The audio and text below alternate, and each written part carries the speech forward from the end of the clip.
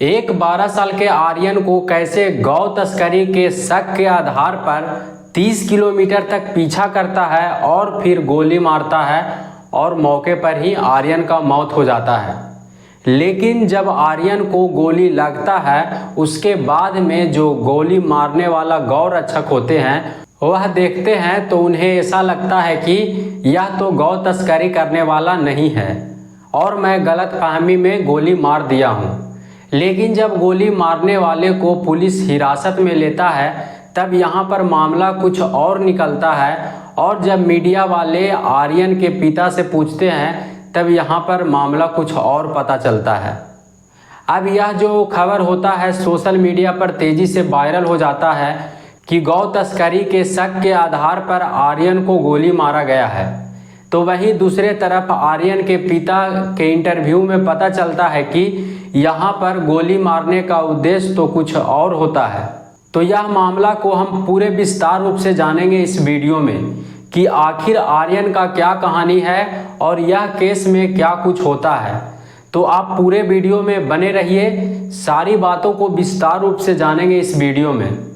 नमस्कार दोस्तों, मेरा नाम है गुड्डू और अगर आप इस चैनल पर पहली बार आए हैं तो आपसे बस एक ही रिक्वेस्ट है कि प्लीज़ इस चैनल को सब्सक्राइब कर लीजिए और वीडियो को लाइक कर दीजिए, जिससे कि मेरा हौसला बढ़ा रहे और मैं इसी तरह का घटना और कहानी आप लोगों को सुनाता रहूं। तो दरअसल यह जो घटना है हरियाणा के ज़िला फरीदाबाद का है। फरीदाबाद के NIT के 5 नंबर में रहने वाले हर्षित और उसका भाई सनकी और उसकी माँ श्वेता गुलाटी और एक महिला होती है और यहाँ पर एक रेंटर होता है आर्यन मिश्रा। अब यह सारे लोग जो होते हैं 23 अगस्त 2024 के रात लगभग 11 बजे प्लान बनाते हैं कि बाहर चल के सब मिलकर मैगी खाते हैं। अब यहाँ पर हर्षित का अपना डस्टर कार होता है। अब यह डस्टर कार में 5 लोग सवार होते हैं और मैगी खाने के लिए निकल जाते हैं। एक मॉल में जाते हैं और वहाँ पर मैगी खाते हैं और कुछ समय तक एंजॉय करते हैं। लेकिन जब वहाँ से मैगी खाकर निकलते हैं और कुछ दूर आगे बढ़ते हैं तब पीछे से एक स्विफ्ट कार आता है और वह डस्टर को रोकने का प्रयास करता है। अब यहाँ पर हर्षित जो होता है वह घबरा जाता है क्योंकि हर्षित को कुछ दिन पहले एक लड़का से झगड़ा होता है और वह लड़का मारने का धमकी देता था और इसी आधार पर ऐसा लगता है कि कहीं वह लड़का हमको रोकने का प्रयास कर रहा है। अब यहाँ पर हर्षित जो होता है गाड़ी चला रहा होता है। अब हर्षित जो होता है अपना कार डस्टर को तेज़ी से भगाने लगता है लेकिन कार को नहीं रोकता है। अब यहाँ पर स्विफ्ट कार जो होता है वह डस्टर कार को पीछा करने लगता है। अब यहाँ पर हर्षित जो होता है वह उल्टा रास्ता में घुस जाता है जो कि वह रास्ता दिल्ली से आगरा जाने वाला होता है। अब यहाँ पर हर्षित को स्विफ्ट कार वाला जो होता है लगभग 30 किलोमीटर तक पीछा करता है और रोकने का प्रयास करता है। लेकिन हर्षित जो होता है अपना कार को नहीं रोकता है। तभी स्विफ्ट कार में जो लोग बैठे होते हैं वह डस्टर कार के ऊपर गोलियां चलाने लगते हैं। अब यहाँ पर एक गोली जो होता है वह आर्यन को लग जाता है जो कि आर्यन डस्टर के आगे वाला सीट पर बैठा हुआ रहता है। अब जैसे ही आर्यन को गोली लगता है तब हर्षित जो होता है वह अपना गाड़ी को रोक देता है और उसमें हर्षित के मम्मी और एक महिला जो होती है सब रोने लगती है। अब जैसे ही स्विफ्ट कार वाला उतर कर देखता है तब स्विफ्ट कार वाले जो होते हैं वह आपस में बोलते हैं कि जिसको हम लोग पीछा कर रहे थे वह आदमी नहीं है। अब यहाँ पर स्विफ्ट कार वाले को गलतफहमी हो जाता है लेकिन तब महसूस होता है जब आर्यन को एक गोली सीने के ऊपर मार देता है। अब यहाँ पर आर्यन जो होता है खून से लथपथ हो जाता है और फिर स्विफ्ट कार पर 5 लोग सवार होते हैं और वहाँ से फरार हो जाते हैं। अब यहाँ पर हर्षित और उसके परिवार वाले जो होते हैं आर्यन को फरीदाबाद के एक अस्पताल में लाते हैं। तब वहाँ पर अस्पताल में जो डॉक्टर होता है वह बोलता है कि आर्यन का मौत हो गया है। अब यहाँ पर कुछ समय के बाद आर्यन के घर वाले भी आ जाते हैं और फिर देखते हैं कि आर्यन तो इस दुनिया में नहीं है।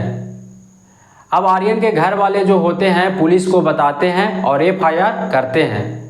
अब यहाँ पर पुलिस जो होता है आर्यन को पोस्टमार्टम के लिए भेज देता है और फिर जब पोस्टमार्टम में रिपोर्ट आता है तब उसमें पता चलता है कि आर्यन को पहले गोली सर के पीछे में लगा था और फिर दूसरा गोली सीने में लगा है। अब पुलिस जो होता है स्विफ्ट कार पर सवार जो 5 लोग होते हैं 5 लोगों को पुलिस गिरफ्तार कर लेता है और वह 5 लोग होते हैं जिनका नाम अनिल कौशिक, वरुण, कृष्णा आदर्श और सौरभ होता है। अब यहाँ पर यह 5 लोग पुलिस को बताता है कि हम लोगों को सूचना मिलता है कि एक डस्टर कार और एक फॉर्च्यूनर से गौ तस्करी कर रहा है।